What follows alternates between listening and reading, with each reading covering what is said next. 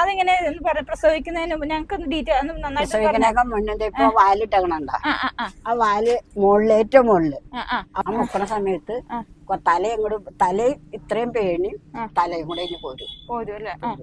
അപ്പൊ ഒന്ന് കഴിയുമ്പോ ആ തുണി ഇട്ടിട്ട് ആ മുക്കണ സമയത്ത് നമ്മളിപ്പോ അതൊക്കെ എങ്ങനെയുണ്ട്. നമ്മളിപ്പോ ഉള്ളതേ കാലടി മറ്റൂരാട്ടോ. ഈ ചേച്ചിയുടെ കല്യാണി എന്നാണ്. ഈ ചേച്ചിയുടെ പശു വളർത്ത കാണാനായിട്ടോ നമ്മൾ വന്നിരിക്കുന്നത്. അപ്പൊ വളരെ ചെറിയ കുറച്ച് സ്ഥലത്ത് മാത്രമാണ് ചേച്ചി പശു വളർത്തുന്നത്. ഇവിടെ എത്ര പശുക്കളുണ്ടായിരുന്നു ചേച്ചി? എനിക്ക് 4 കറവ പശുക്കളാണ് ഉള്ളത്. അപ്പൊ അതിന്റെ വിശേഷങ്ങളായിട്ട് നമ്മളിത് കാണാൻ പോകുന്നത്. ചേച്ചി അപ്പൊ ഇവിടെ കുറച്ച് സ്ഥലം ഞാൻ കണ്ടിട്ടുള്ളത്. നോക്കി നമ്മൾ ഇവിടെ നോക്കി കുറച്ച് സ്ഥലമുള്ളൂ. പക്ഷെ ഇത് എങ്ങനെയാണ് മാനേജ് ചെയ്യുന്നത്? ഇത് മാനേജ് ചെയ്യണമെന്ന് പറഞ്ഞാൽ ഞാൻ ഇതിനകത്ത് ഞങ്ങള് കൂടുതലും ഇതിപ്പോ ഈ വളർത്തണമെന്ന് പറഞ്ഞ പേടിക്കണ്ട പെണ്ണേ അവിടെ നിക്കാൻ ഞങ്ങളെ കണ്ടിട്ട് പേടിയാണ് ആള് മാറി കണ്ടിട്ട്. ഇത് മറ്റെല്ലാ പാണ്ടി എല്ലാ പശുവിന്റെ മോളാണല്ലേ? അപ്പൊ ഞാനിപ്പോ ഇത് വളക്കലോടിങ്ങിട്ട് 28 കൊല്ലായി. 28 കൊല്ലായില്ലേ? 28 കൊല്ലായി. എന്ന് വെച്ചാ ഇപ്പൊ എണ്ണം കുറച്ച് ഞാൻ കൊണ്ടുവരാണ്. എത്ര വളർത്തിയിട്ടുണ്ട് അപ്പൊ? 4 കറവ പശു ഉണ്ട്. അതിന്റെ കിടാക്കളും ഉണ്ടാവാറുണ്ട്. അവരെ ഇപ്പൊ ഇങ്ങനെ എണ്ണം കുറച്ച് കൊണ്ടുവരാണ്. എന്താ പറ്റില്ല ഇനിയിപ്പൊ ഇങ്ങനെ നിസാരമായിട്ട് കൊണ്ടുനടക്കാനേ പറ്റുള്ളൂ. ഇപ്പൊ എത്ര? 3 ഇപ്പൊ 3 ഇത് 8 മാസത്തെ ചെനയാണ്. അപ്പൊ അതിന്റെ കറവ ഞങ്ങള് വിട്ടു. പിന്നെ അപ്പുറം നിൽക്കുന്നത് 6 മാസം ആവണുള്ളൂ, തികഞ്ഞിട്ടില്ല. അപ്പൊ അതുകൊണ്ട് അത് ഒരു നേരം കറക്കണം. ഒറ്റ നേരം കറക്കുള്ളൂ. അപ്പൊ എത്ര ലിറ്റർ പാല് കറന്നിട്ടുണ്ട്? അപ്പൊ ലവക്ക് ഇളം കറവയ്ക്ക് 10 ലിറ്റർ പാല്. കുട്ടിയപ്പോ അപ്പുറത്ത് നിൽക്കണ പശുവിന്റെ അപ്പുറത്ത് നിൽക്കുന്ന പശു അതിന്റെ കുട്ടിയാണ് ഇത്. ഇവർക്ക് ഇപ്പൊ 1 വയസ്സായി. പിന്നെ ഇവർക്ക് തീറ്റ കൊടുക്കണമെന്ന് പറയണ അതിനാന്ന് വെച്ചാൽ ഞാൻ കാശ് കൊടുത്ത് വക്കോല് മേടിച്ച് കൊടുക്കൂല. പിന്നെ എങ്ങനെ ചെയ്യുന്നേ? ഞാൻ പുല്ലാണ് സ്ഥിരമായിട്ട് പുല്ലാണ് കൊടുക്കുന്നത്. പുല്ല് കൊടുക്കുന്നത്? പുല്ല്, കയസ്, ചോളത്തോട്. ഇതിങ്ങളെ പുറത്തേക്ക് കൊണ്ടുപോണ്ടോ? പുറത്തേക്ക് കൊണ്ടുപോകും. നമുക്കൊന്ന് നോക്കിയാ വളരെ ഹൈറ്റ് കുറവാണ്. ചാർത്തി എടുത്തിട്ടാട്ടോ ചെയ്തേക്കണേ.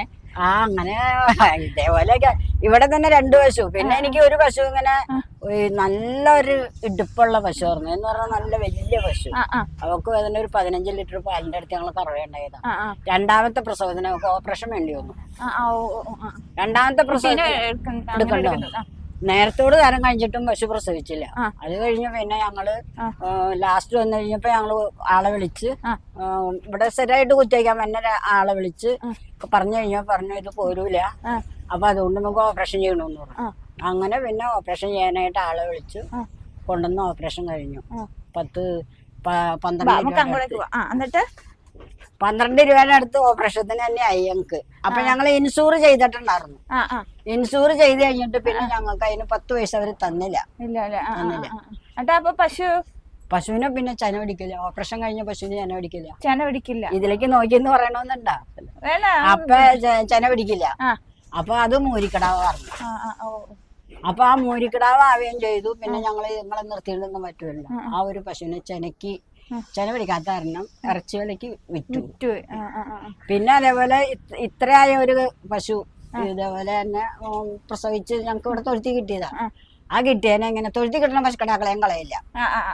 അവരെ ഞാൻ നിർത്തും. അങ്ങനെ മാറി കൊണ്ടുനടക്കണം. ഇപ്പൊ ലാസ്റ്റ് കിട്ടിയാൽ പെൺകുട്ടി. അപ്പൊ അതിനെ നിർത്തിയാള്. അതേപോലെ ഇനിയിപ്പൊ ഒക്കെ മൂരിക്കിടാക്കളെ എനിക്ക് ഉണ്ടാവണ കൂടുതലായിട്ടും. അതെയോ? അതിനുണ്ടാവുള്ളൂ. അപ്പൊ അത് കുറെ നാള് 1 വയസ്സ് വരെയൊക്കെ ഞാൻ കൊണ്ടു നടക്കും. അല്ലെങ്കിൽ നമുക്ക് കൊണ്ടുതന്നു അങ്ങനെ കൊണ്ടുനടന്ന് ഞാൻ വളർത്ത് ഇത്രത്തോളം വരെ അങ്ങോട്ട് എത്തിച്ചു. ഇപ്പൊ എങ്ങനെയാന്ന് വെച്ചിട്ടുണ്ടെങ്കിൽ ഞങ്ങള് കറക്കാൻ ആളെ വിളിച്ചാ കറപ്പിച്ചോണ്ടിരുന്നു. അപ്പൊ ഒരെണ്ണത്തിന് 1000 രൂപയാണ് കറവാക്കാശ്. 2 നേരം കറക്കണം. 2 എണ്ണത്തിനും കറക്കണേ 2000 രൂപ. പക്ഷെ എനിക്ക് ഇരുന്ന് കറക്കാൻ പറ്റൂല, മുട്ട് വേദനയുണ്ട്. അപ്പൊ അതുകൊണ്ട് ഈ ബക്കറ്റൊക്കെ കമത്തിയിട്ട് ഞാൻ കറക്കും. എത്ര വയസ്സുണ്ട് ഇപ്പൊ? എനിക്കിപ്പോ 72 വയസ്സ്. 72 വയസ്സ്. ഇപ്പഴാണ് ഇപ്പൊ കറക്കാൻ പറ്റാത്തത്. കറക്കാൻ പറ്റില്ല. ഇപ്പൊ അതിന് ഇപ്പൊ മോൻ കറക്കും. മോൻ കറന്നു ഡയറിയിൽ പാലും കൊണ്ടുപോയി അവൻ തന്നെ കൊണ്ടുപോയി കൊടുക്കും. വീട്ടിൽ കൊടുക്കണ്ടേ ഞങ്ങള്. എന്നുവെച്ചാൽ ഡയറി പാല് കൊടുത്ത് ഞങ്ങൾക്ക് ഇത് കൊണ്ടുനടക്കാൻ മുതലാവില്ല. ചേച്ചിയാണോ വീടുകളിൽ കൊണ്ടു കൊടുക്കണം? അതോ മോൻ കൊണ്ടുപോയി കൊടുക്കും, അല്ലെങ്കിൽ അവരിവിടെ വന്നും കൊണ്ടുപോകും. ഇവിടെ പശുവിനെ ദിവസം കുളിപ്പിക്കുകയും മെനയായിട്ട് കൊണ്ടുനടക്കണ കാരണം കൊണ്ട് ആൾക്കാർക്ക് ചുറ്റുവശമുള്ളവർക്ക് ഇവിടുത്തെ പാല് ഇഷ്ടമാണ്. അതെ, വൃത്തിയുണ്ടെങ്കിൽ അങ്ങനെ ആ പാല് കൊടുക്കും. പിന്നെ ഞാൻ പുല്ലാണ് ഇവർക്ക് സ്ഥിരമായിട്ട് അറുത്ത് കൊണ്ടുവന്നിട്ടുണ്ട്. ചേച്ചി പോവും പാടത്ത് തന്നെ? പാടത്ത് ഇവിടെ തെക്കേ തോട് വരെ ഞാൻ പുല്ലിറക്കാൻ പോകും. പുല്ലിറക്കാൻ പോവും? അത്രയും ദൂരം? അതൊന്നും ഒരു ദൂരമല്ല. അവിടെ പോയി പുല്ലറുത്തോടന്നാ ഇവർക്ക് ഇഷ്ടം പോലെ ഇട്ടോടെ നല്ല പുല്ല് ഇട്ട് കൊടുത്ത് തീറ്റും. ഞങ്ങൾ വന്നപ്പോ ഇവിടെ പശുക്കൾ ഉണ്ടായിരുന്നില്ല. ഞാൻ ഈ പറമ്പിൽ കൊണ്ടുപോയി കെട്ടും. ഇങ്ങനെ തന്നെ ഇട്ട് മാറ്റി കെട്ടിമ്പോ കുളിപ്പിക്കാനോ അതിനുള്ള സൗകര്യങ്ങളൊന്നുമില്ല. പിന്നെ പിറ്റേ ദിവസം വരുമ്പോഴേക്കും ആകം എണ്ണയുണ്ടാവൂലേ, അതിന് ഞങ്ങൾ പറമ്പിൽ കൊണ്ടുപോയി കെട്ടും. ഒരു 10-11 മണി അല്ലെങ്കിൽ ഒരു 12 മണി ആകുമ്പോ പോയി അഴിച്ച് അവിടെ മരത്തിന്റെ തണലിൽ കെട്ടും. അത് കഴിഞ്ഞ് ഉച്ചരിഞ്ഞ് പുല്ലും കൊണ്ട് വന്നു കഴിയുമ്പോ ഇവിടെ അഴിച്ചോട് നീട്ടി വെള്ളവും കൊടുത്ത് പുല്ലും വരിയിട്ട് കൊടുത്ത് അവിടെ നിർത്തും. ഇതിപ്പോ നോക്കി ചാർത്തിയായിട്ട് എടുത്തേക്കണം. ഇത് ഒരു 1/2 സെന്റ് പോലും അത്ര ഇല്ല. അത് ഫസ്റ്റ് ഇതായിരിക്കും പണിതത്? അല്ല, ഫസ്റ്റിൽ നിന്ന് ഇത് ഞങ്ങൾ പണിതു. പണ്ട് കഴിഞ്ഞപ്പോ പിന്നെ പശുക്കിടാവ് ഉണ്ടായി കഴിഞ്ഞപ്പോ അത് ഞങ്ങൾ ചാർത്തെടുത്തു. ഷീറ്റ് ഇട്ട് കിട്ടി. അങ്ങനെ കെട്ടി. അത് ഇപ്പൊ ചാണകുഴി ഒന്നും ഉണ്ടായില്ല. പിന്നെ ചെറിയൊരു കുഴി ഉണ്ടാക്കിയുള്ളൂ. വേറെ പിന്നെ അങ്ങോട്ടും ആളൊന്നും താമസമില്ല. അതുകൊണ്ട് ഞങ്ങളിത് ഇങ്ങനെ തന്നെ ഇട്ടു. പിന്നെ ഇടയ്ക്കിടയ്ക്ക് കുമ്മായം മാറ്റി കൊടുക്കണം. അണുക്കള് കുമ്മായം മാറ്റി കൊടുക്കും. പിന്നെ പ്രസവം അടുത്തുണ്ടെങ്കിൽ കൃത്യമായിട്ട് തൊഴുത്ത് എപ്പോഴും നല്ല വൃത്തിയായിട്ട് ക്ലീൻ ആയിട്ട്.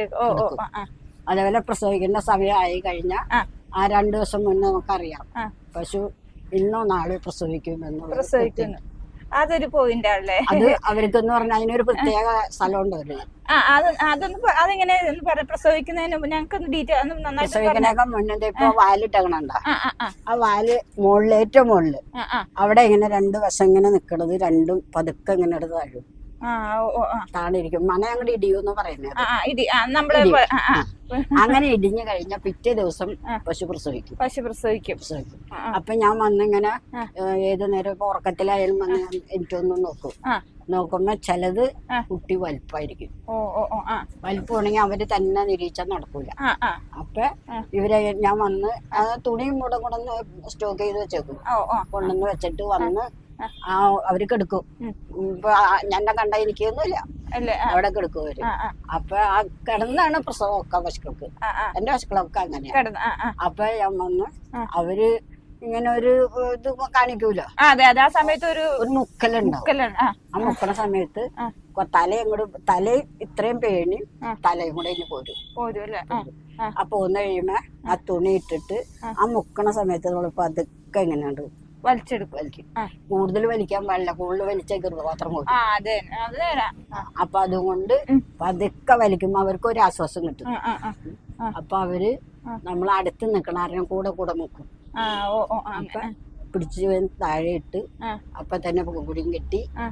പൂകുടി കൊണ്ടൊക്കെ കെട്ടാൻ നൂലൊക്കെ ശരിയാക്കി കൊണ്ടു വെച്ചോണ്ടാ ഞാൻ ഇരിക്കണം. പശുക്കളുടെ കാര്യം എനിക്ക് അത്ര കൃത്യ. ബാക്കിയുള്ള കാര്യം ഇനിയിപ്പോ ഒരു 10 ദിവസം ഞാൻ പട്ടിണി കിടന്നാലും പശുക്കളെ എനിക്ക് നോക്കണം, ശരിക്കും നോക്കണം. അങ്ങനെയാണ് എന്റെ കാര്യം. ഇവരെ ഞാൻ എവിടെ കൊണ്ടേ കെട്ടിയാലും ഉണ്ടല്ലോ, എന്റെ തലവെട്ടം കണ്ട അപ്പൊ അവര് എന്നെ വിളിക്കൂലേ? അതേപോലെ ഈ പശുക്കളൊക്കെയാണ്. ഇത് തുടക്കത്തില് ഇവക്കടെ അമ്മയാണ് വന്നേക്കണേ. തുടക്കത്തില് ഇവക്കടെ അമ്മ വന്നിട്ട് പിന്നെ ആ അമ്മയില് നിന്ന് പശുക്കിടാക്കൾ ഉണ്ടാകാൻ തുടങ്ങി. അങ്ങനെ പറഞ്ഞൊക്കെ വയസ്സായി. അപ്പൊ ഞങ്ങള് കൊടുത്തു. ഒരു 3-4 പ്രസവത്തിൽ കൂടുതൽ വിറ്റുകളെ. പിന്നെ നമ്മള് നിർത്തി കഴിഞ്ഞ ഇറച്ചി വിലക്ക് തന്നെ പോകണം. എനിക്ക് കൊല്ലാൻ കൊടുക്കണ കാര്യം ഭയങ്കര സങ്കടം. ഇവര് ഇത്ര എന്നോട് ഇണങ്ങണ കാരണം കൊണ്ട് എനിക്ക് കൊണ്ടുപോകുമ്പോ ഞാൻ നേരെ നിക്കയില്ല. എന്നുവെച്ചാൽ ഇവർക്ക് വേറെ ആരെങ്കിലും അഴിച്ചു കൊണ്ടുപോകുമ്പോ ഞാൻ എവിടെയെങ്കിലും നിക്കാണെങ്കിൽ ഒരു നോട്ടം ഉണ്ട്. പക്ഷെ ആ നോട്ടം എനിക്ക് മറക്കാൻ പറ്റില്ല.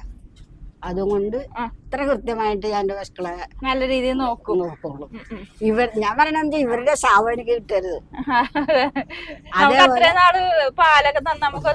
അതേപോലെ എന്ത് സാധനമായാലും ഞാൻ ഇവിടെ വന്ന് തിന്നാണെങ്കിലും അവർക്ക് അതിൽ വീതം കൊടുത്തില്ലെങ്കിൽ അവരവിടെ കിടന്ന് പരാക്രമം തോന്നും.